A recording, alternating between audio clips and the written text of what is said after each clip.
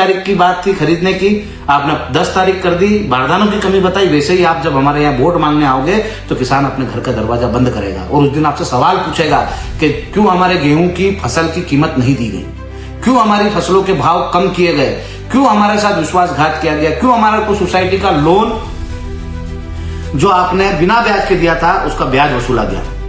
दूसरी बात कि सरकार बार बार किसानों को बोल रही है, किसान भी सुन रहे हैं कि बारदान की कमी, जब आपको पता है कि आपको गेहूं खरीदना ही है तो क्या सरकार के लिए इतना बड़ा मसला है बारदान नहीं मिल पाना?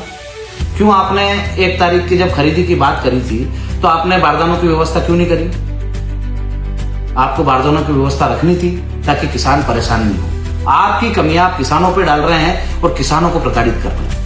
तो जिस प्रकार से आप किसानों को प्रताड़ित कर रहे हैं, किसानों के साथ विश्वासघात कर रहे हैं, और आपको पता है कि किसान ज्यादा से ज्यादा क्या करेगा, आंदोलन कर लेगा। आंदोलन करेगा तो किसानों के बेटों के ऊपर, किसानों के ऊपर अनगिनत मुकदमे बना देंगे, उनको किसानों को किसान आंदोलन के तौर पर मरवा देंगे, और मरवाने के बाद किसान ऑटोमेटिक शांत हो जाएंगे, मुकदमे बनने के बाद ऑटोमेटिक शांत हो जाएंगे। और जब फिर जरूरत लगेगी किसानों की सरकार को तो कुछ उनको छोटा मोटा प्रलोभन देकर उनको फिर से मनाया जाएगा। पर आप एक बात समझिए, ये आज का युवा, किसानों का पुत्र इतना ना समझ नहीं है कि आपकी ये चालाकियां हमें समझ में नहीं आएगी। इस बार जिस प्रकार से किसान हमारे साथ विश्वासघात कर रही है, हम किसान के बेटे हैं, हम हिंदुस्तान के बेटे हैं, हम विश्वासघात नहीं करेंगे। हम सीने पे चढ़कर इस बार आंदोलन नहीं करेंगे, इस बार आपके सीने पे चढ़कर आपको वोट नहीं देंगे। इस बार किसान का बेटा वोट की चोट करेगा आपके ऊपर कि जिस प्रकार से आपने हमारे साथ धोखा करा कि 1 तारीख की बात थी खरीदने की, आपने 10 तारीख कर दी, बारदानों की कमी बताई। वैसे ही आप जब हमारे यहाँ वोट मांगने आओगे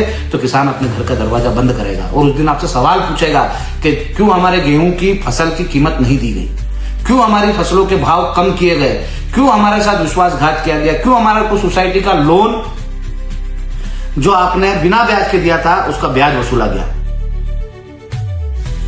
क्योंकि ये जो सारी गलतियां है सरकारों की है, ये सिस्टम की है, किसान की नहीं। किसान अपना सर्वोच्च न्यौछावर कर अपनी फसल लगाता है, उसमें दिन रात मेहनत करता है और उस मेहनत के बल पर वो उस फसल के ऊपर आश्रित रहता है कि कहीं ना कहीं ये फसल आएगी, इससे मैं मेरा कर्जा दूंगा और मैं इससे बाहर निकलूंगा।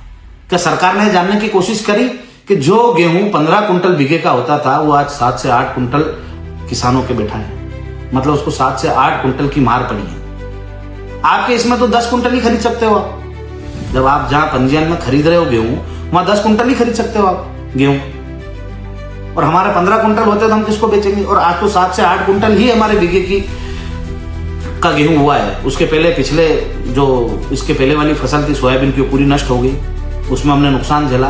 पर इस आस में वापस गेहूं लगाए, चने लगाए, लहसुन लगाई, किसके भाव मिले? क्या फसलों के भाव आप दे पा रहे हो? नहीं दे पा रहे। सबसे बड़ी जो हमारी लड़ाई है वो ये है कि आपने गेहूं या कोई सी भी फसल हो जो किसानों की है, उसका जो मूल्य है वो फिक्स क्यों नहीं कर रखा है? क्यों किसान की लागत को देखकर उसका मूल्य फिक्स नहीं करा? गेहूं की एक ट्राली भर के हम ले जाएं मंडी में और उसी में से यदि एक बोरी गेहूं निकाल कर एक बोरी गेहूं का ढेर लगा दें और उसी में जब नीलामी होती है तो वो एक बोरी का जो गेहूं का रेट है वो कहीं अच्छा आ जाता है और वो पेपर में छप जाता है कि आज तो गेहूं 2700 बिके, 2800 बिके, और उसी जो ट्राली में से गेहूं निकाल के 1 कुंटल रखा है वो 2700 2800 तक खरीद लेते हैं, और उसी जो ट्राली का जो भाव होता है वो 2200 2300 पे रुक जाता है। क्या किसान का जो गेहूं है वो अलग अलग क्वालिटी का था, एक ही ट्राली में से निकाला उसने? नहीं, ये भी हमारे साथ